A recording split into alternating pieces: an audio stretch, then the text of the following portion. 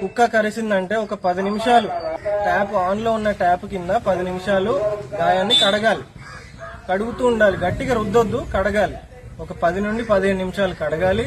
వెంటనే మీ దగ్గరలో ఉన్న మనుషుల ఆసుపత్రికి వెళ్లి అక్కడ డాక్టర్ గారిని సంప్రదించాలి. 5 డోసులు.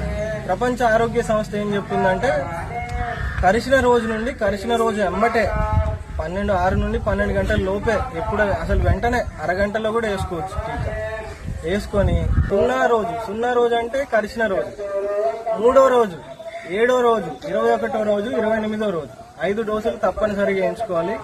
రేబీస్ యాంటీబాడీస్ అని దొరుకుతాయి. ఖచ్చితంగా అది ఊరి కుక్క, పిచ్చి కుక్క అని తెలిస్తే రేబీస్ యాంటీబాడీస్ కరిచిన చోట వేస్తారు. ఆ యాంటీబాడీస్ కూడా వేయించుకోవాలి.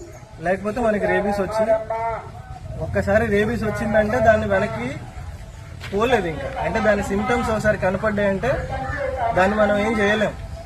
అది రాకుండా నివారించవచ్చు 100%. వచ్చిందంటే మనిషి చనిపోవడమే. ఇంకా దాన్ని బతికించిన వాళ్ళు ఇప్పటి వరకు ఎవరు లేరు. అందుకే మనం జాగ్రత్తగా ఉండాలి.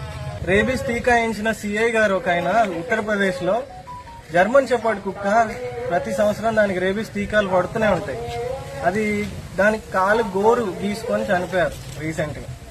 నెగ్లెక్ట్ చేయొద్దు. కుక్క కాట ఒక్కటే కాదు, కుక్క గిరింది కదా ఏం పర్వాలేదు సబ్బుతో కడుక్కున్నా కదా అని వీలైనంత వరకు కార్బోలిక్ యాసిడ్ ఉన్న సబ్బు అంటే లైఫ్ బాయ్ సోపు, లేకపోతే క్లోర్హెక్సిడిన్, సావ్లాన్ అవి ఉంటాయి కదా మన దగ్గర హ్యాండ్ వాష్లు, అట్లాంటి వాటితో కడగాలి.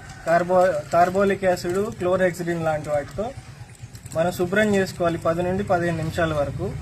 వెంటనే రేబీస్ రోగం అనేది మనకి రేబీస్ వైరస్ నరాల ద్వారా మెదడుకి ప్రవహిస్తుందండి.